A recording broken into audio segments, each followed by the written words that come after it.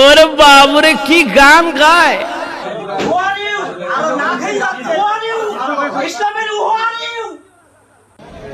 দেখলাম ঘরের ভিতর ঠাস ঠাস আওয়াজ হচ্ছে, তাকে হুজুর মারতেছে নাকি?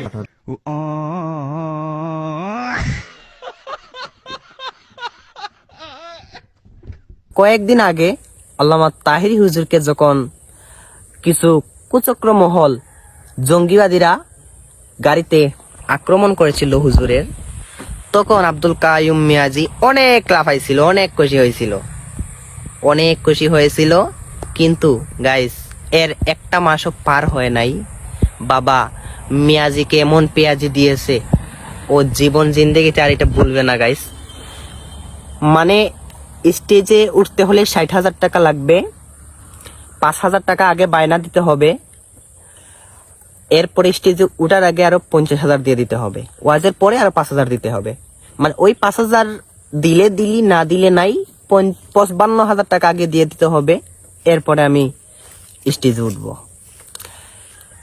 মানুষ কোথায় গিয়ে পৌঁছেছে, যে টাকা দেওয়া ছাড়া স্টেজেই উঠে না, যে না আগে ব্যাংকে, বিকাশে, নগদ রকেটে টাকা পাঠিয়ে দিতে হবে, তারপরে স্টেজে উঠবো।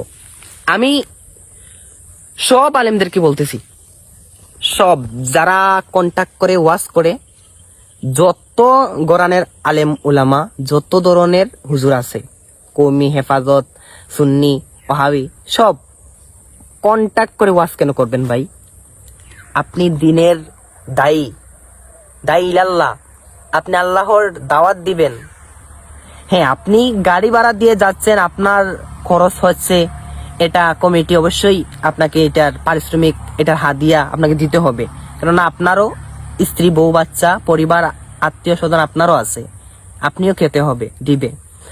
তবে 50,000, 60,000, 1 লাখ, 1.5 লাখ ছাড়া আসবই না এইটা বলবেন না। এইটা যারা বলে তাদেরকে আপনারা দাওয়াতও দিবেন না। আমাদের দেশে কমিটি যেরকম, আলেম যেরকম, শ্রোতা যেরকম, সব একরকম। শ্রোতা খুঁজে ভাইরাল বক্তা, কমিটি খুঁজে কণ্ঠসুর, আলেম ওলামারা খুঁজে টাকা। এই হচ্ছে কি আমাদের বর্তমান অবস্থা।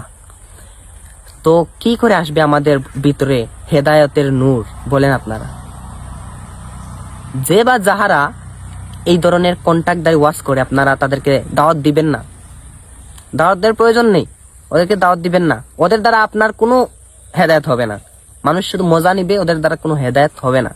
যত ধরনের আলেম উলামারা আছে, আমার দলের, আপনার দলের যারাই আছে, সবাইকে বলতেছি, যারা এরকম কন্ট্যাক্ট করে ওয়াজ করে টাকা নেয়, 60,000, 70,000, 1 লক্ষ টাকা ছাড়া আসে না, ওদেরকে দাওয়াত দেওয়ার প্রয়োজন নেই। আপনার মসজিদের ইমাম সাহেব, মুয়াজ্জিন সাহেবকে দিয়ে ওয়াজ করান, ওর চেয়ে ভালো ওয়াজ করবে। কেন ভাই? ভাইরাল বক্তা ছাড়া কি ওয়াজ হয় না? আপনি কি মানুষকে, মিডিয়ার জনকে দেখানোর জন্য হুজুরকে দাওয়াত দিচ্ছেন? তাহলে আপনার উদ্দেশ্যই যদি ওইটা হয়, বাবা, পরকালে গেলে ছাড় পাবেন না। এটা লোক দেখানোর জিনিস না। আমাদের দেশের শ্রোতা, কমিটি, বক্তা সব একই লেভেলের। আমি কয়েকদিন আগে আমার মসলকের, আমার আকিদার একজনকে আমি বলছিলাম, ভাই আমার এলাকার একটা মাহফিল নিজের মনে করে একটু করে দিয়ে দিন। ও বলতেছে, না, ওয়াজ আমি নিজের মতো মনে করে করি না, তুমি আমার কাছ থেকে 3,000, 4,000 টাকা খেয়ে নিও হোটেলে আইসা, কিন্তু ওয়াজ আমি করি না নিজের মনে করে। ওয়াজ আমাকে টাকা ফুল দিতেই হবে, 40,000 দিয়ে দিতেই হবে, 40,000 দিয়েই দিতে হবে। ওয়াজ নিজের মতো মনে করে করি না।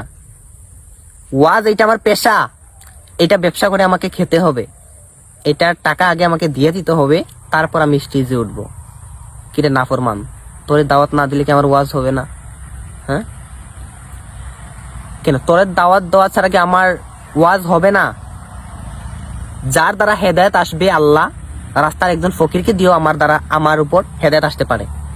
একজন ফকিরকে দিও আমার হেদায়েত আসতে পারে। তোমার মতো ভাইরাল বক্তা লাগবে না। আল্লাহ কার দ্বারা কাকে হেদায়েত করে কেউ জানে না।